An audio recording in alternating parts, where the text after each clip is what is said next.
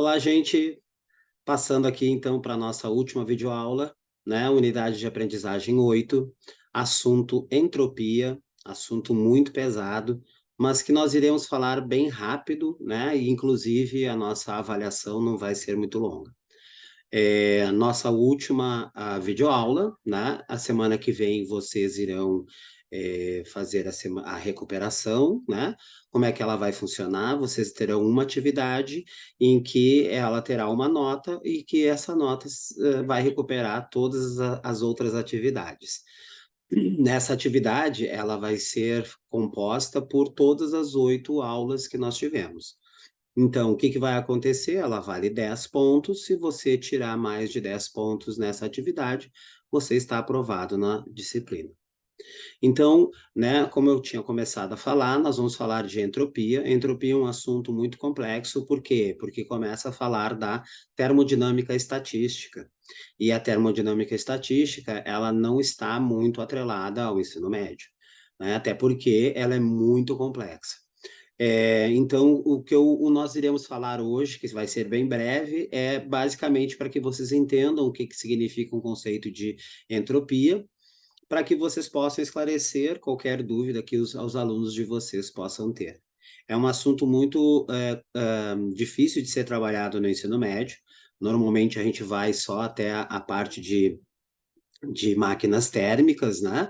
E na parte de entropia fica meio que de lado, né? Mais ou menos semelhante à questão da física moderna, né? Então, a física moderna, normalmente no ensino médio, ela fica de lado.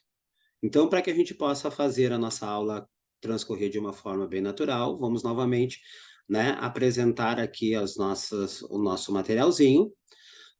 Material esse que está lá junto no AVA para vocês, né? Onde vocês podem baixar e acompanhar depois a videoaula, certo? Então, começando a falar a respeito do quê? Bom, na aula passada, nós falamos de princípios reversíveis e irreversíveis.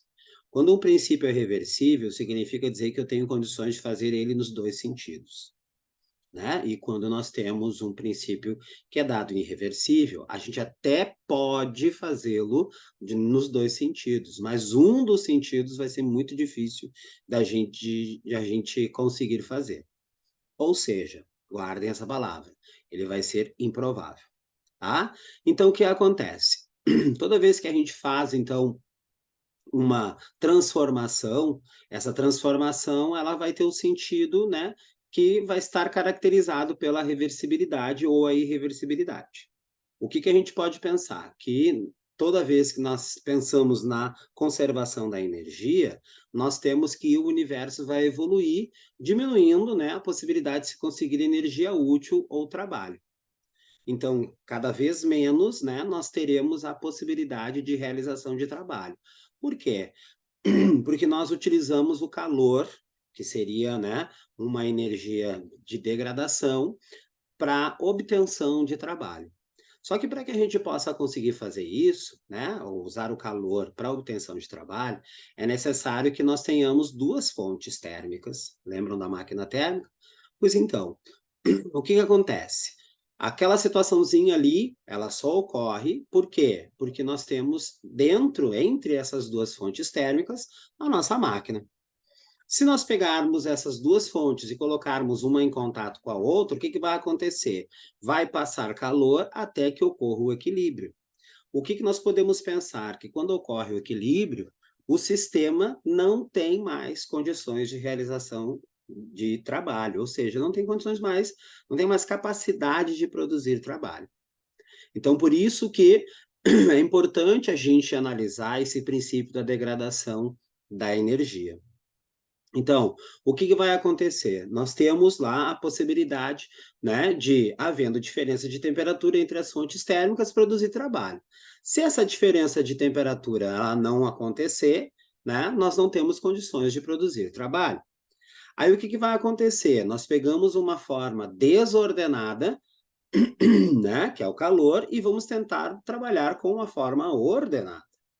Por isso que nessa situação, o que acontece? Nós não temos um aproveitamento de 100%. E isso, né, foi enunciado lá na segunda lei da termodinâmica. Consequência, né? O que vai acontecer? Se nós pegarmos, né, a tendência, né, de transformar energia desordenada em ordenada, nós não iremos conseguir, né, produzir 100%. Consequência disso, nós vamos acabar degradando, nós vamos acabar, né, não usando uma parte da energia. Isso está sendo considerado lá na segunda lei da termodinâmica. E aí a gente pode pensar que isso degrada a energia, ok? Aí o que acontece? Nós precisamos entender como é que eu posso medir essa degradação, né? E essa degradação, ela é medida a partir desse conceito chamado entropia. Então, o que acontece? Nós vamos ter os processos reversíveis e os processos irreversíveis, né? Como a gente só usa um processo irreversível, porque a gente não consegue, né, transformar todo um lado para o outro, o que vai acabar acontecendo? Eu vou pegar sempre uma situação e transformar esta situação em uma situação desordenada. Então, eu posso pensar da seguinte forma: existem muitos processos reversíveis que não têm condições de ser descritos pela segunda lei, como, por exemplo, quebrar um copo, né? Deixei um copo cair, ele quebrou. Posso juntar ele? Posso. Só que é improvável que eu consiga. Lembre da palavra. É improvável que eu consiga. Então, o que eu posso pensar? Eu sempre vou ter o sistema indo para um estado desordenado, um estado caótico, né? Então, o que nós temos? Nós temos uma grandeza na termodinâmica, que ela mede o grau de desordem desse sistema. Essa grandeza, ela também está associada ao estado do gás. Lembram lá que quando eu defini para vocês pressão, volume e temperatura, né, e energia interna, são grandezas de um estado de um gás, ok? Acrescentem agora a entropia, né? Muito importante que vocês entendam isso. Então, transformações naturais sempre vão levar a um aumento na desordem, né, do universo. Ou seja, a nossa entropia, ela não acaba. Ela sempre vai ter uma desordem. E eu não vou conseguir voltar sempre à situação inicial.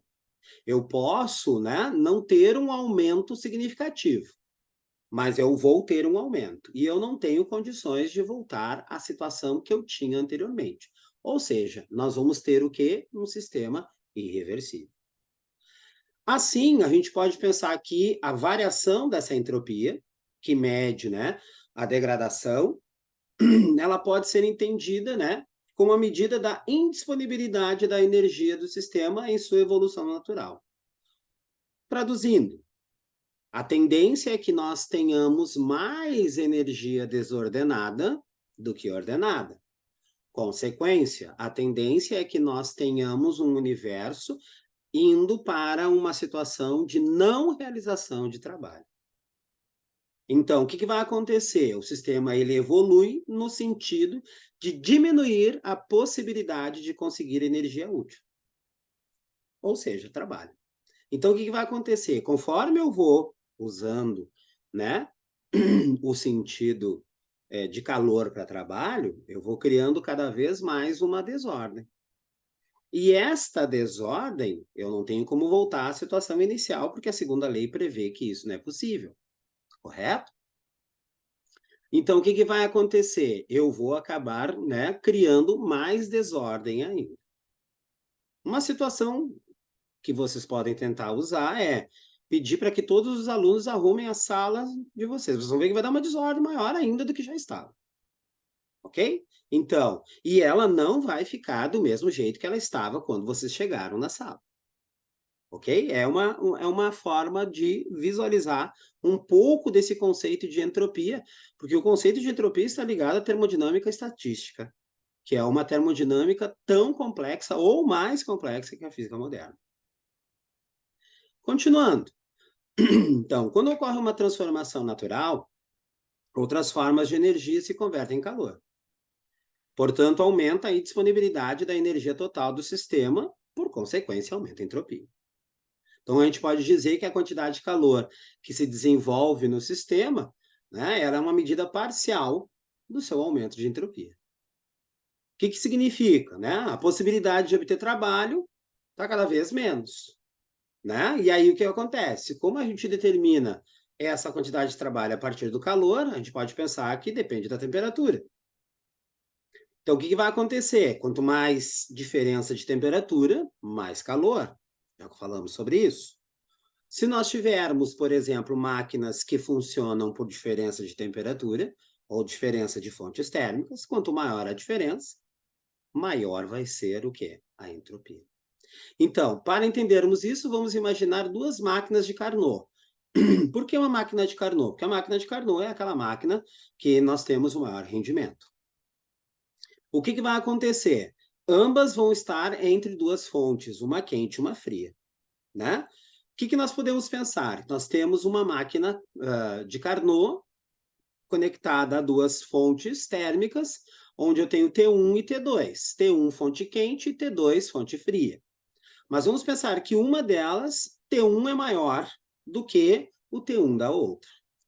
Por exemplo, máquina 1, ela vai ter um T1 e um T2. Então, ela vai receber calor da fonte quente, vai realizar o trabalho, e aquilo que nós já conversamos sobre isso, do porquê que ela não pode usar tudo para trabalho, ela vai ter que devolver aquela quantidade de calor. Aquela quantidade de calor ali, a 2, é a desordenada, certo? Vamos pegar uma outra máquina, mesmo sistema, só que a temperatura 1 dessa outra máquina, ela é o quê? Ela é menor. Consequência, vai vir menos calor, correto? Então, vamos pensar nos rendimentos.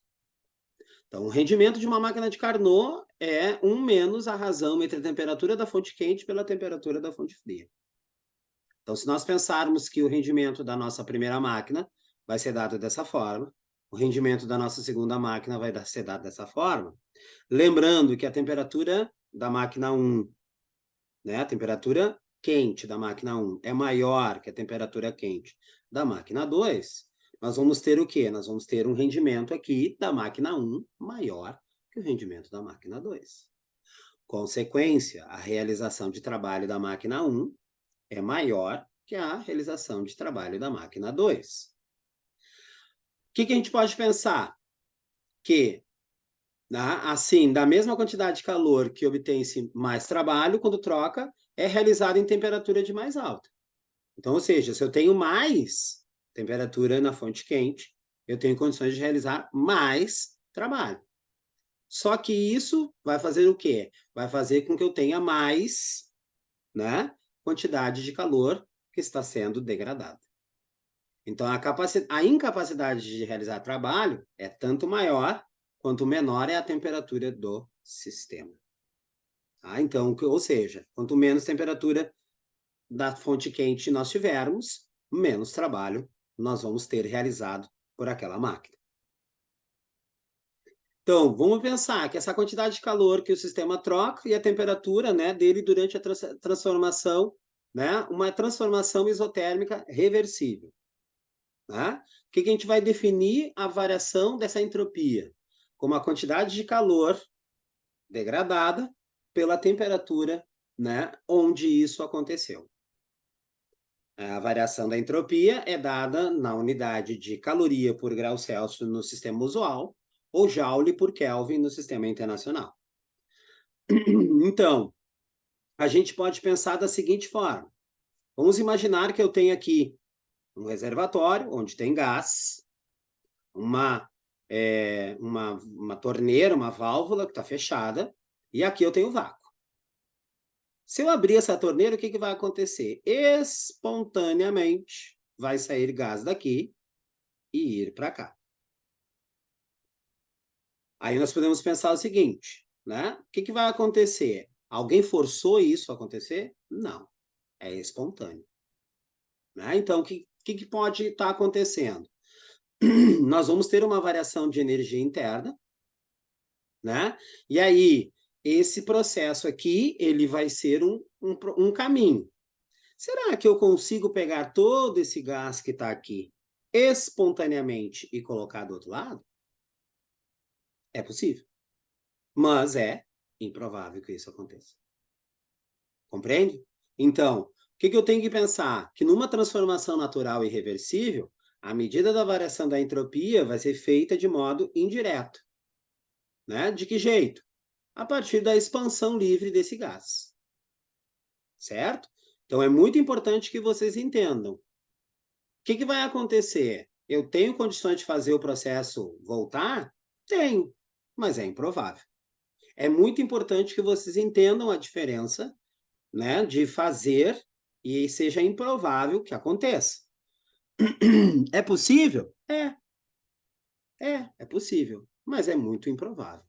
Ok? Por quê? Porque estatisticamente, né, os números que abordam essa possibilidade são gigantescos. Então, não dá para dizer que realmente vai acontecer. Certo? Então, imaginamos que esse mesmo sistema, né, esteja isolado do meio exterior. O que vai acontecer? Eu vou abrir um gás perfeito, lembrem sempre o gás perfeito. O que eu vou retirar? Vou retirar aquela válvula, vou separar, né, tirar a separação. O que vai acontecer? Vai ter uma transformação. Como aquilo ali está hermeticamente fechado, não vai ter troca de calor. Então, nós vamos ter uma transformação ali adiabática. Como este gás ele foi espontaneamente para o lado do vácuo, não tem trabalho. Certo? E aí, o que a gente pode pensar? Primeira lei da termodinâmica, ΔU igual a Q menos trabalho.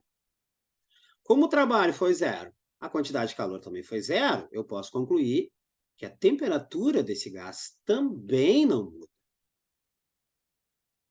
Mas a entropia do sistema aumenta. Certo? Então, eu não posso... É um conceito muito difícil, tá, gente? Eu não posso pensar, né, na possibilidade, na situação do desenho B, voltar à situação do A. É possível? É, mas é improvável. Vamos tentar ver se a gente consegue entender isso. Então, vamos pensar ali aquela situaçãozinha ali, ó, um macroestado. O que nós temos ali? Nós temos várias circunferências vermelhas e várias circunferências brancas. Se vocês olharem aquela situação ali, ela está ordenadinha, está formando a letra F. Isso é provável? É. Por quê? Porque nós estamos olhando no macro. Agora, imagine que eu tenha, são 100 circunferências, tá? Destas 100 circunferências, uma é branca e as outras são vermelhas. É possível? É, mas é improvável. Então, o que vai acontecer? Eu posso ter, inclusive, esta situação, né, da branca estar só nesse pontinho, da branca estar só nesse lugar, ou da branca estar só nesse lugar. Cada uma destas situações são chamadas de microestados. Esses microestados, eles são improváveis. Certo? Por quê? Porque nós trabalhamos sempre no macro. E aí, quando tu trabalha no macro, tu não tem condições, né, de avaliar o micro.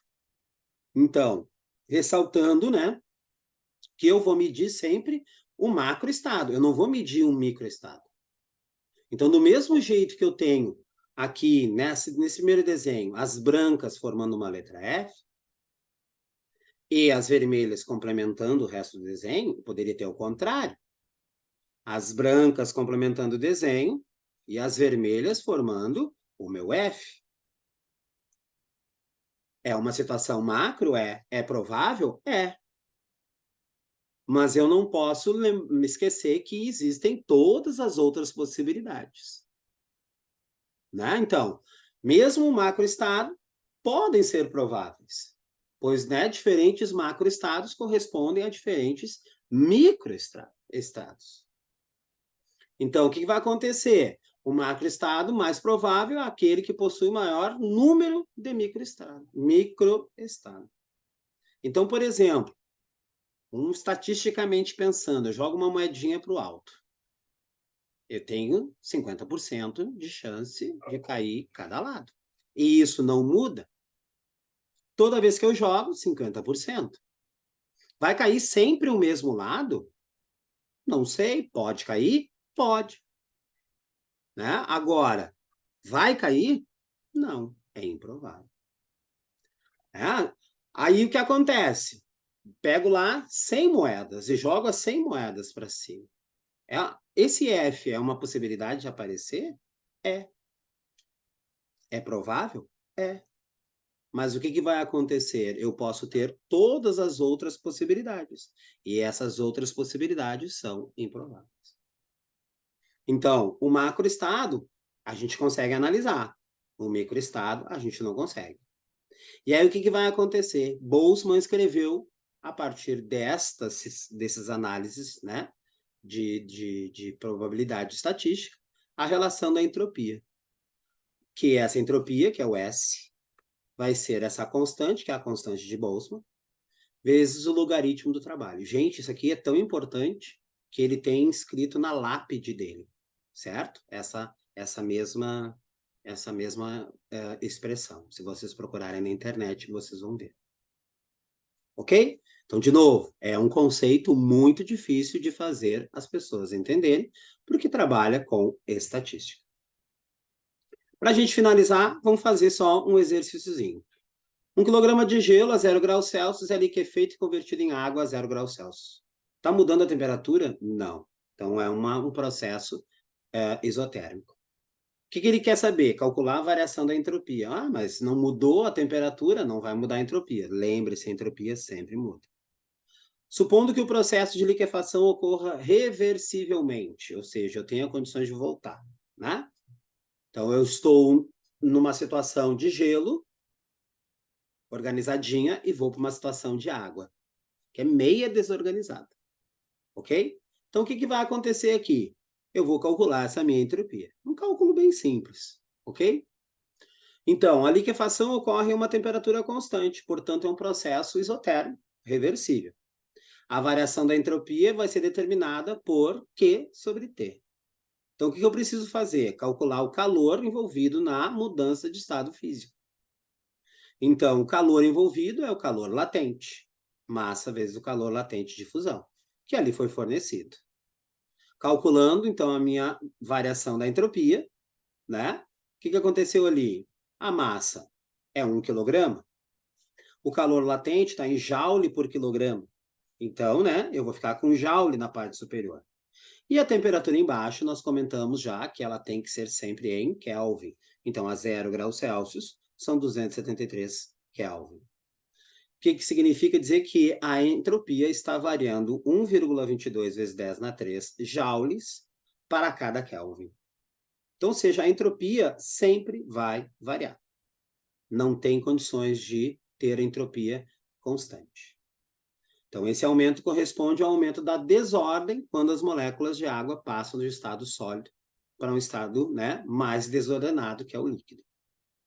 Sim? Então, com isso, a gente fecha a nossa unidade 8, ok? Vocês vão ter lá um exercício para fazer, é um exercício teórico, ok? Onde vocês podem pesquisar, podem ter, né, a possibilidade de buscar uma resposta. Tentem colocar com as palavras de vocês, e assim que vocês postarem, eu faço a correção e entrego essas notas para vocês. Mas a nota em si é bem fácil, né? Somar todas as notas e dividir por 8. Aquela que tiver acima de 6 está aprovada. Aquela que está aprovada, eu desejo um Feliz Natal e um ótimo 2024 para todos vocês, tá bom? Um beijo e até uma próxima disciplina.